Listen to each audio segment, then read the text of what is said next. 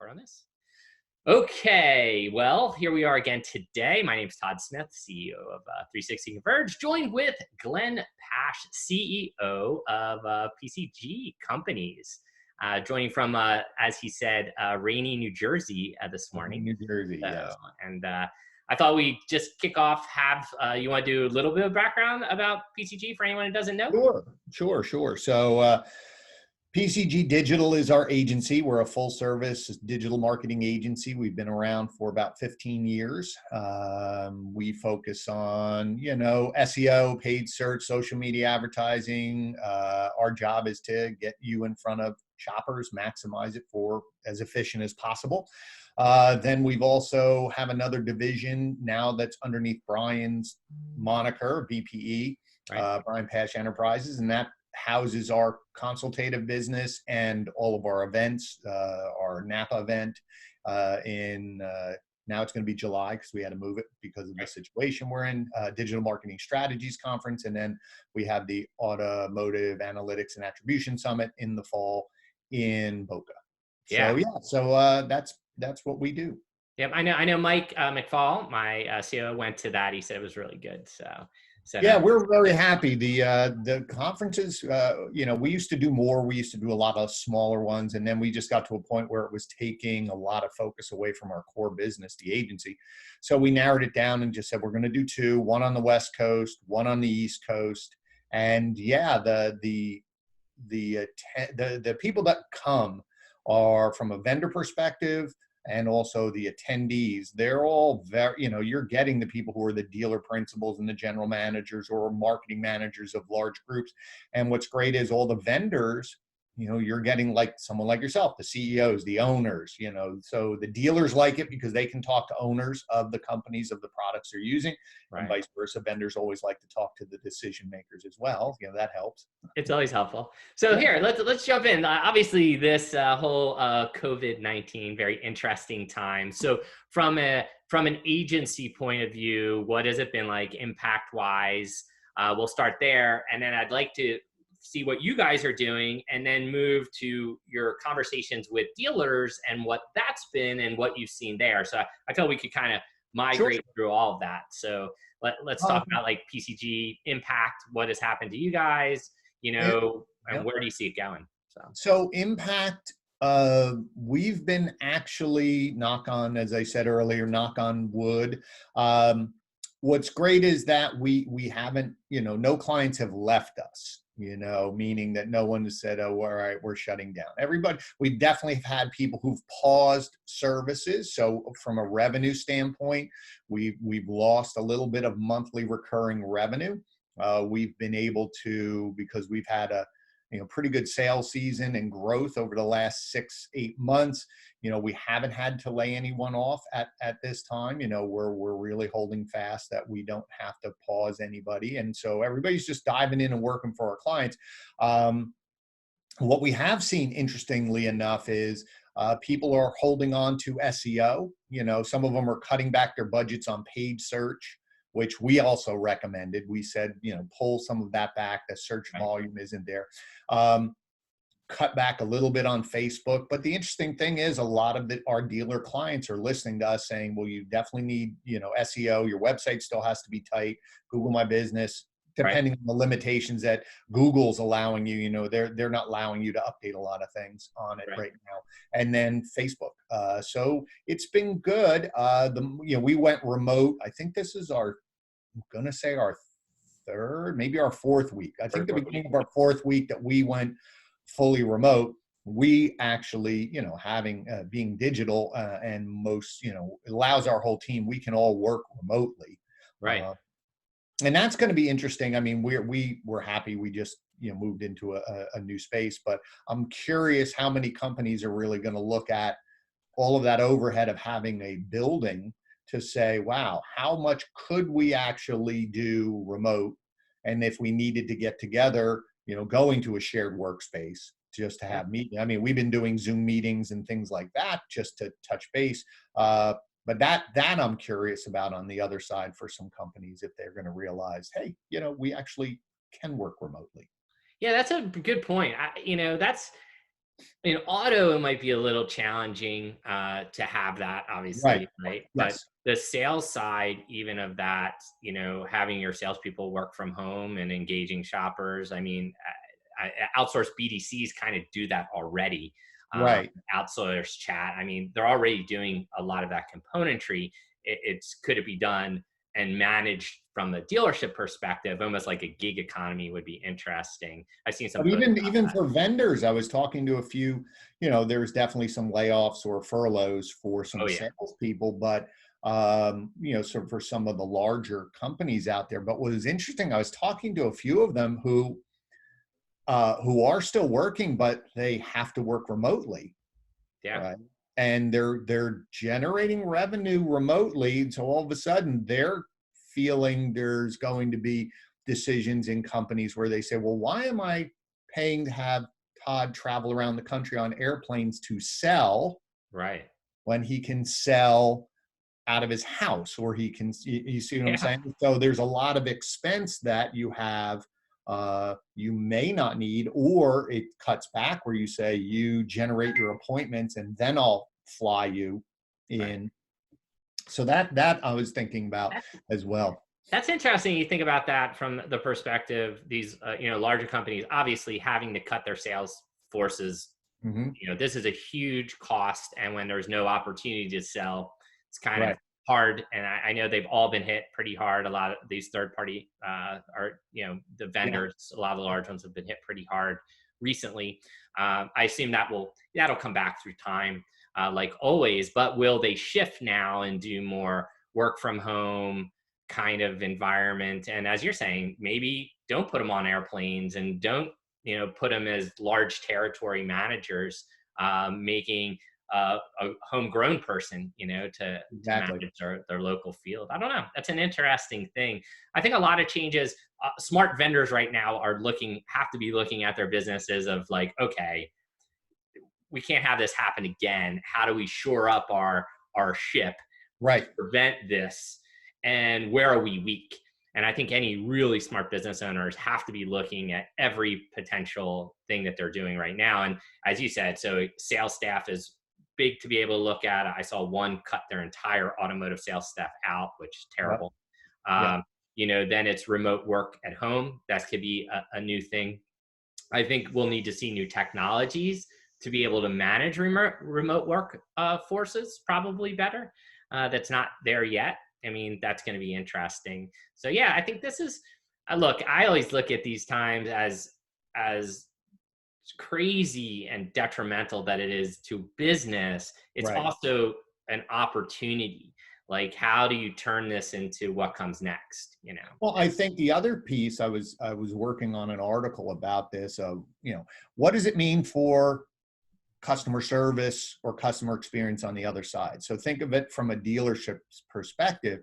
If I have less customers, right, that and I have to sell, Right. am I is my follow-up better? Is my care better? Is how I'm taking care of, like, am I really embracing this versus, we've all seen this at times where any business, when things are going really well, success covers a lot of mistakes in your processes, Right. because, well, if I don't, there's someone right behind you and somebody right behind you, well, now it's you, Right. right? That's it. So now I'm wondering if, to your point, if people really are looking at it and saying, what are we doing now that was different than before? Or maybe we're just getting back to doing what we should have been doing all the time better. Right. What happens when all of a sudden, as you said, over time, that volume starts to come back to some sort of normalcy? Are we retaining any of these changes to say, hey, by the way, Right. we do this better now? Or does it just, hey, here we go again, and we just go onto that gerbil wheel? Don't know. That's the real question. Like, what will happen? So shifting into the dealer side, I said, and I wrote something I think last week. I said, if you are not cleaning up your data right now, and you are not going through your CRM and Right. reworking your communication to make it better, flow better, more tightening up, spending the time working on your business, not in your business, Right. you're missing. This is the best pause button in history for you to actually step out of hamster wheel, as you described, get and look at the hamster wheel and go, oh, if I move this to the left 4 inches, Exactly. I get a view of Manhattan versus a wall. And Exactly. I don't know if people are thinking that because everyone is just still so worried about what comes next, and that fear of the unknown a lot of times will paralyze not only businesses but people into not doing anything. It's like, you freeze up. Yeah, And if you knew, I think to your point, and I think it's a really valid point, if you knew there was an end, right? If they said, listen, we know for sure 100% June 1st, we're open. Everybody now will reverse engineer and plan to build. But you're right, everyone's worried about how long. And listen, as a business owner too, Brian and I were constantly like, oh, we have a good how idea long can we now. go? Yeah. How long, right? What's next? If they say, listen, you sort of throw out, well, we can go for this long and then we'll see. But I agree. I mean, there's nothing but time, and it's how you're using that time. If someone said it, and I really wish I could remember because I thought it was very valid. If you haven't been furloughed, you should be busting your ass twice as hard for the company that didn't furlough you. Or if you own the business, to your point, is you have more time because there is less distractions. Some of those distractions you made yourself. Right. Or just the value of the time you get back. I mean, I used to, my office is 45, 50 minutes away to an hour, depending on traffic. That's 2 hours I just got back from not commuting, or being on an airplane or being in, and yes, I can work anywhere, but you find yourself being more productive because you just have your time. So then to your point is, what are you doing? So if I'm a dealer, I'd be asking questions about everything. I'd be looking about what was our process when we greeted customers. How could we do better? Where were we effective? Where weren't we? Let's look at this. I mean, a lot of times you've seen it. You've been in the biz for a long time. Sometimes a lot of processes there are like the Frankenstein monster. We just add on and add on and add on and realize, wait a minute, we're paying for two of the same thing, or that didn't really work, or God, we still have, to your point of the CRM, oh, we have templates from that trainer that was here 5 years ago, and why are they still here? We don't use them anymore. Or let alone, to your point, which is data. Yeah. That, I mean, God, what, this is your time, and it is. But to your point also was that idea of, I have to think of that. I have to really just go, I can work on my business now because in my business is not dominating my time as much. Right. Yeah. You're not playing fireman, now you're back, you can actually go back to fire chief and to run it. And I think that's important. I am big on data, and, every CRM I've looked in, or DMS, there's 7 Todd Smiths, and there should be one. And the thought that there's that many, you break it down that it's probably when it was entered in and how it was entered in. A service advisor didn't want to look you up, so he just put you in as a new customer again and again and again. And without that collective view, you really don't know the people you're doing business with. And I think that's an important thing. And these are the small things. So let's talk on I want to hit the hot button. We don't spend a lot of time on it, but let's talk a little digital retailing, which has just because we have to. We have to. I mean, come on. Like, between you and I, we need to talk about digital retailing. And this is, I don't know, in my opinion, has this been put out as the savior of us during this time? Or what? I had heard, someone told me a stat maybe last week that said before Corona, 1/3 of stores were on digital retailing. Now probably half plus. They're all on or getting onto it in some form. First, what do you think about that in general? 2, what do you really see as the impacts coming out of this? I think that's the deeper question to me, is not that, hey, everybody wants to use it. What's really going to happen on the ground for these guys who are going to try to implement digital retailing? Because I think you guys wrote the whole book on it with all the vendors, which I reference a lot. Now there's, I think, a lot more vendors than the 33 or 4 you guys covered in the book, but it's You know, interesting enough, when you say a third of the dealers were on it, I would say there was a third of dealers who had some sort of technology tool on their website. I don't think a third were doing digital retailing. Okay. The point is that Brian and I have been working for the last 18 months with a manufacturer because they wanted to figure this out and create a blueprint to say, we want to be able to tell all of our dealers that we think this is the way it's going. Okay. What we found was even the technology folks didn't understand the impact of this, because it wasn't just, I'm going to put a piece of tech on the website. It was, well, how are you tracking in the back end every step so that you can analyze how far are they going down through the tool? Or if I move step 4 up to step 2, does that let them go further down the tool? And then being able to see that in analytics. And then people weren't even thinking from a dealer perspective. Some of them were, right? So I will say the ones who were really figuring out how to use it thought about, how do you create a marketing message to let consumers know we have this, right? Versus they just going to stumble onto the website. Most of what we saw were people just thought it was a payment calculator and a trade-in tool, had a baby, right? And that's a good way to put it. right, and they go, oh, it's all in one place. That's cool. Right. So getting that concept of we have to market and educate what's in it for them. And then on the other side, people weren't thinking that, well, how do we have to change our processes of communicating with people when they submit their name, or if they show up for an appointment, what's different? And so I think that the misunderstanding was the thought that, well, Carvana was doing something that looked online, and so we have to do something that looks like online. And I used to tell dealers the stop worrying about that. Yeah. The technology is helping people. The key is that Carvana just marketed into all of your problems that people didn't like about going to a dealership. Yeah. It took too long, way too confusing. We're going to make it easy. We'll come drop it in your driveway. That type of concept. Now, you read the reviews. Not everybody was happy with Carvana. You still have to have a wet signature. Yeah. But listen, not everything's going to work. But even if you go to CarMax, I used to tell dealers, look, if you want to understand marketing, go look at what CarMax does. They don't talk about price. They just talk about the experience. Yeah. It's going to be easy. So I think that what customers really want is, why does it take so long? That's really what it is. So if I can do some of the things that I'm sort of comfortable with, if you market it to me that, hey, Todd, you can do as much or as little online as you want. I'm going to give you some of the steps here. If you want to do it, great. We're going to receive that information.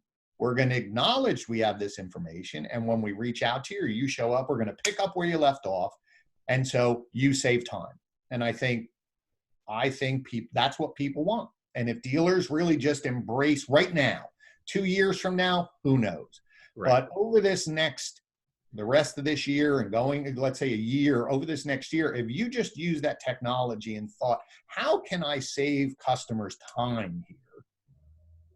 I think that's what I've been preaching to my clients who are doing it, is market out, but market that you're going to be easy. Here's how much, you can do it, and I'll pick up from where you left off, and then figure out how to do that when they get there. And if you can get them out of here in an hour after they pick the car, home run. That'd be great. You'll be good. So I think that's what it is. But everybody's confused that I want to be Carvana and I want to do this and I want to do that. And I'm like, dude, slow down. One of the first things that I remembered when we had my first CRM company was dealers would always ask me, who has the best follow-up? And I would always say, it doesn't matter, because they would always then say, I want you to put the best person on your system who's the most successful follow-up program in my store. Right. And I would say, no, because it'll never work, because you're not them. And like every dealer is not Carvana or not CarMax. You got to find your own way. And I think that, look, even Carvana, there's 16, usually I read in their filing, 16 human interaction points. per Sure. transaction. It's So the it's illusion. not just this digital like experience. I mean, the technology should just like support an experience that the customer is going to have in that journey. And I feel that dealers are trying right now to plug tech in, thinking it's going to solve the problem of their process, and that's not. Well, yeah, and that was a conversation I had with the manufacturer when we had some of our early meetings. I said the danger is going to be if you try to force something from the top down, Yeah. right? Forcing something from the top down, like you were just saying, is that it goes against what the experience is. And so when people say, "Well, what tool should I use? What's the best tool?" Right. Like I'm like, well, and I always say, well, let's reverse engineer. What experience do you want your customers to have? Right. Like, talk to me about that. Talk to me about how your staff, how you're doing. Then I'll say, well, based on that, you should look at these two or look at this one to start. I said, but I don't have an answer to your point. There is no magic. It's that was the old running joke. What CRM is the best? The one that your team's going to use. Yeah, That's the best one. That's the right. best one. Whichever, and that's leadership. Right. Same thing. What digital retailing tool is the best? I don't. They all have great features. They all have features that struggle, but a lot of the struggle is you're picking the tool because you went to a 20 group and Bob, who runs a great dealership, says it works for me. So now I come back and I say, well, I want that tool too. And then you don't think of and it's not even the tool. It's those two caps. It's like you don't mark it out to come up with a concept to say, we listened to you, we did this, here's our express buy. And by going through the express buy, this technology you use, and then our people will pick up where you left off. That's where the confusion is. Everybody's running, to your point, is that's why it went from a third to 50%. I've talked to a few people who, are some of the top people at these tech. He goes, my phone's blowing off the hook. I want it. Sign me up. And I'm going, okay. And what's going to happen? Oh, great. So now you're going to give a customer the ability to choose these three things, and then you're going to ignore them when you contact. So or you're just going to avoid that's the whole thing. To me, it's like leadership first, right? Like you have to have leadership that's going to commit to this. And I mean, fully commit to digital retailing. Not, hey, we're just going to do it over here in a swim lane, but this is going to be how we operate. That's first. And then after then, you have to have a very good documentation of your processes, and then decide how digital retail is going to impact those processes to smooth. To me, it's like sanding out a process, right? Like, how do you use tech to support that process? Not, hey, I'm going to insert the tech and now I got to rework a whole entire process. I think dealers you'll fail. I mean, you'll fail. Absolutely. Dan Moore always said, he uses a great analogy. He says, the job of the leader is to remove obstacles for your team. Yep. That's your job. You should be removed. So to yours, I like the sanding the edges, because if you have, but that's the problem is, I mean, you've heard it, that, dealers who struggle, when the first question I ask, I always call them the three pillars. I say, do you have documented processes? What's your training beyond new hire? So training and development, and then accountability. So many times, well, I don't really have a process, or it's not written down. I'm like, well, then everybody's doing their own thing. Right. So you can't blame the tool if you don't have a process, and if you're not going to hold them accountable to the process. So that, to your point, is you can't just slap digital retailing on somewhere and go, wow, X tool didn't work for us. I'm going, yeah, but you didn't think it through. You just whacked it on the site and said we're doing it, so you could check the box off. And then you're going to complain that it's not working, and your customers are going to get more frustrated than if you ever had the tool to begin with. And that's where I see the most of it, where the customer starts the journey on a digital retail tool, then gets to the salesperson, and the salesperson starts them right back at the first crack. And they go, well, I just spent an hour on your website, putting my info in, getting my stuff. Why am I all the way back at the beginning? And the sale goes, oh no, that's the digital thing. This is just deal with my process. And that's a disconnect. And that's, I think, a super fundamental challenge that dealers need to get their hands around before they create bad experiences for the customer. So, well, to your point is, I mean, how many times did that forget digital retailing? How many times did that happen from a handoff from a BDC to a sales associate? every day. Right. So, and when I try to map out, whiteboard or mind map their processes for them when they go, come on in and help me, I just walk me through every customer touch point. And I write it up on the board. And I'm like, do you have a process for this? And I'm going, well, wait a minute, walk me. The BDC put good notes. Like you beat it into them to finally put notes into the CRM. But when that person shows up to the appointment, how does that salesperson get those notes? Oh, well, they're supposed to. I'm like, oh, here we go. Supposed to. There it is. I'm like, it doesn't happen. They're not going over to the CRM and opening it up and say, oh, Todd, I see you talked to John in the BDC and he told me that. Like, and so this has been going on, and all digital retailing is going to just aggravate that. Gas on the fire. Right. It's going to intensify because you're going to have 4 or 5 more steps. It's not just, hey, I want to buy the Honda Accord. I'm telling you, I want to lease it for 36 months. And here's my trade-in. It's a Ford Fusion. And I want to put this much down. Hi, what brings you here? You know? Yeah. What brings you in today? Yeah. Corona-19? Yes. Good. Yeah.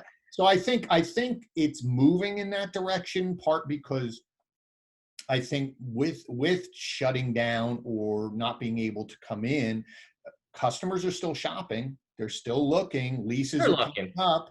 Yep. It's more the fact that dealers now are realizing, wow, I should have been at least dipping my toe in the water on this and understanding more about what this actually is, because I've seen other dealers in my market or at my 20 group, and they're trying to figure it out, but they're now at least 5 miles ahead of me. Yeah. So, but that's what we've been preaching is you got to figure out the marketing, you got to figure out the processes, or else the tech's just going to be another widget on your website. Yeah. And that's not what dealers need right now. I really believe they need to, as you're saying, like focus back deep into the process first, and then align the tech to your processes of how you do business and how you want to do business. Like what's your unique selling proposition, right? Like how are you different than the competitor? Well, everyone's going to have digital retailing. So that's not going to be a competitive attribute.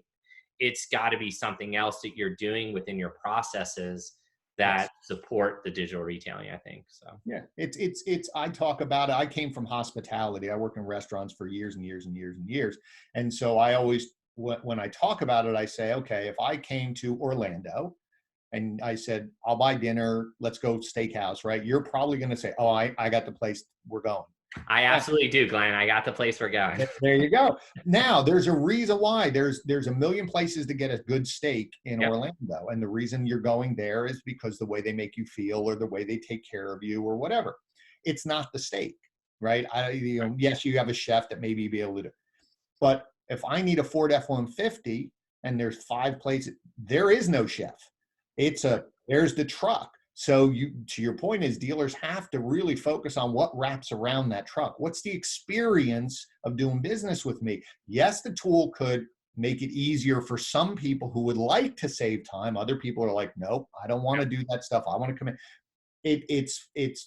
But you got to start at the experience, or else what we've been saying is you're going to end up picking the wrong tool that doesn't work because you haven't thought everything through. It's just, well, I'm going to do X. Without thought, without purpose, without looking into your own tool to be able to say, hey, this piece works for me.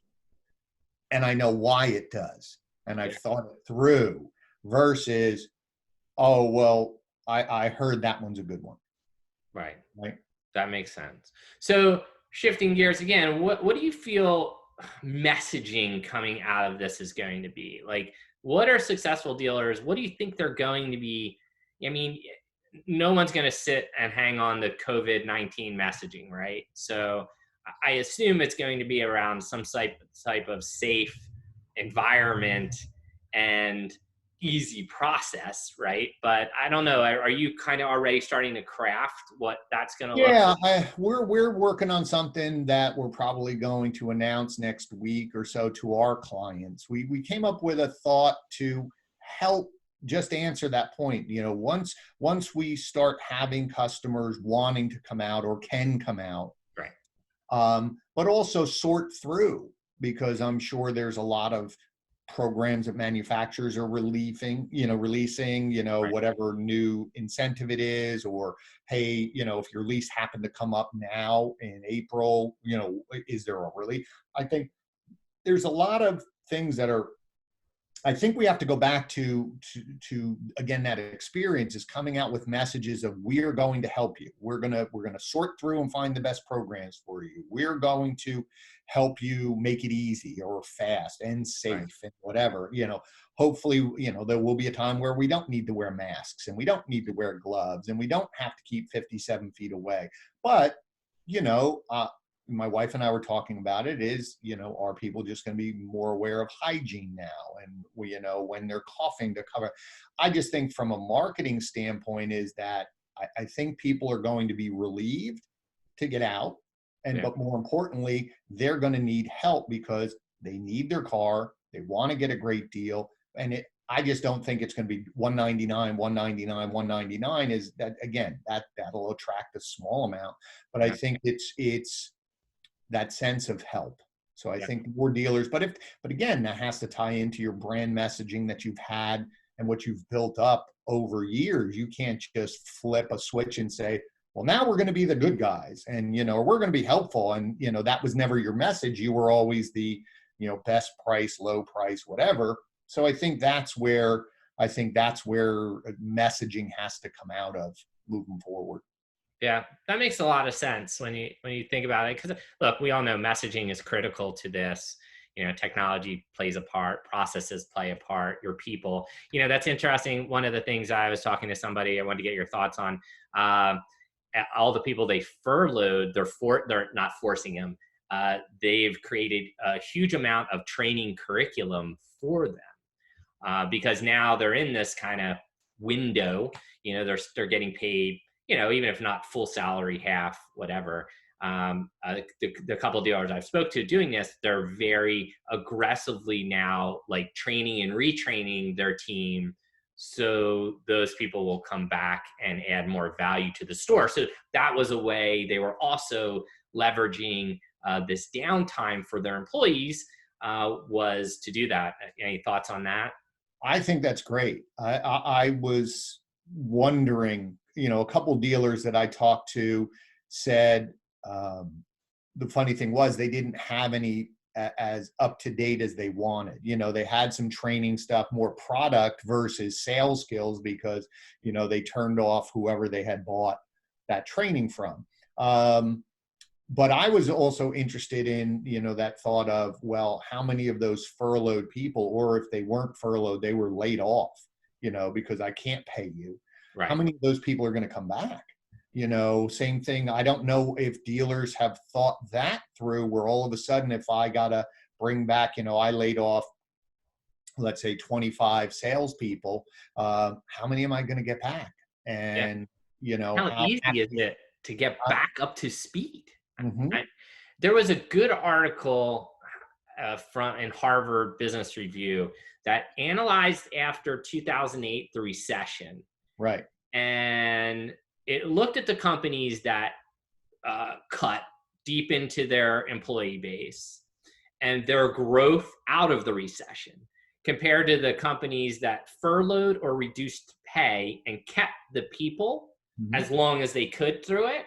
Right. They came out at, it was like 20x. Like, it was a massive increase if they kept as much as they could of those people in place versus the guys. Well, think about that. That doesn't surprise me at all, because that's a trust factor that we're in this together. So if I laid you off, right, and then said, Todd, come on back.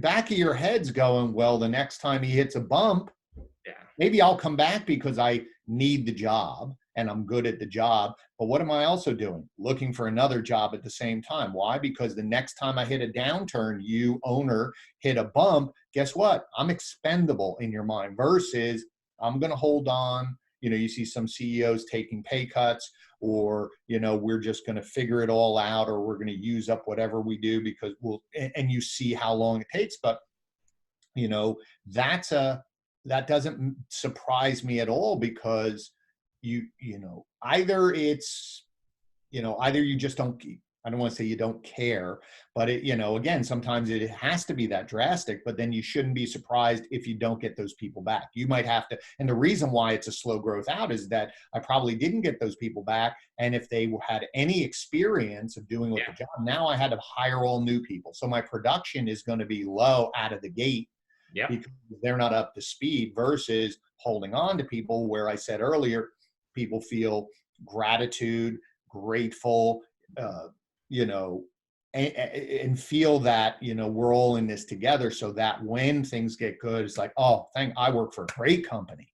You know, I have friends who got laid off. I didn't get laid off. They did this for me to hold on.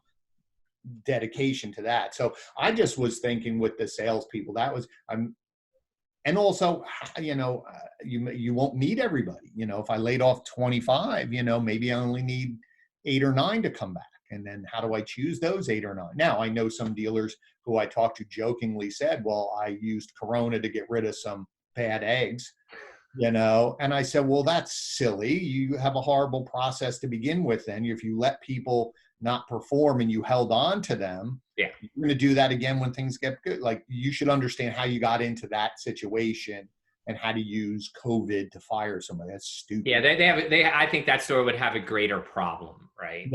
Yes. Than this current situation, right?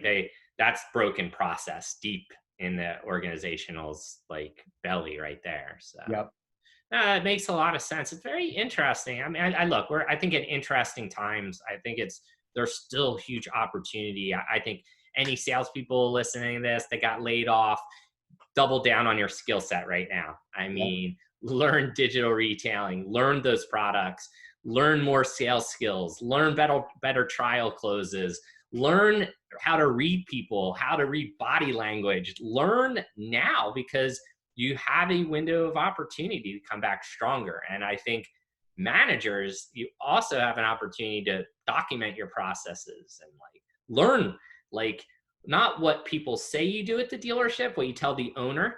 Oh, we have a great process. And then I'm sure you've experienced it. They'll tell you one process, and then you'll observe a completely different process. Oh, absolutely. And that's one of the things. It's funny when you go in, that's the first thing I say, what's supposed to be happening? Now leave me alone for a couple hours and I'll come back and tell you what's really happening. And you're going, how'd you end up over here? Oh, well, they know better. And then as I said, it's one of those 3 pillars. It's either you have the process and you don't have a continual coaching and training, or there's just no accountability. Like it's only one of those 3 things. It's nothing beyond that. And if you can simplify it and then you know what lever to pull, then you can help. But I think that this is the time where people, and listen, I was laid off at one time, and it's horrible. But your job now is to get a job as well. And that means updating your LinkedIn profile and knowing how to talk about yourself when you're in an interview, and starting to locate places that you might want to go work and target them, connect with people there, so that when you go back, and if you do go back to the dealership and they bring you back, well, then great. And then just continue to keep working. Again, sometimes it's not anything other than, if I keep everybody here, the whole ship sinks. And, you know, a lot of times employees don't understand that, you know, the owners have to keep the ship going, you know, or else we all can just shut the door and then we're all, you know, but that should be explained to somebody, not, hey, you're fired over text, or hey, you're out over text, or whatever, or a mass, hey, get out, see you later, 25 people gone. You know, that's not good. It's leadership, right? So leadership. It comes down to that. So, well, hey, Glenn, it's been good catching up. And good catching up too. Yeah. This is fun. I love these kind of conversations because they're challenging And I think you get to cover a lot of ground and have good thoughts, and hopefully it's helpful. I'd love people to post comments and questions below. I'll post this, tomorrow. And Great. Yeah, and if there's last, anything I can do to help anybody, if you want to bounce ideas around digital retailing or just leadership and building processes, just reach out. I got time to chat. yeah, hey, I think everyone has time, right? As I'm sequestered into my like attic area with my Philadelphia Eagles chairs, I'm just like stuck up here. So, well, hey, man, great seeing you today, and I really appreciate the time, and thanks. So, All right, my friend. Let's hit this real quick.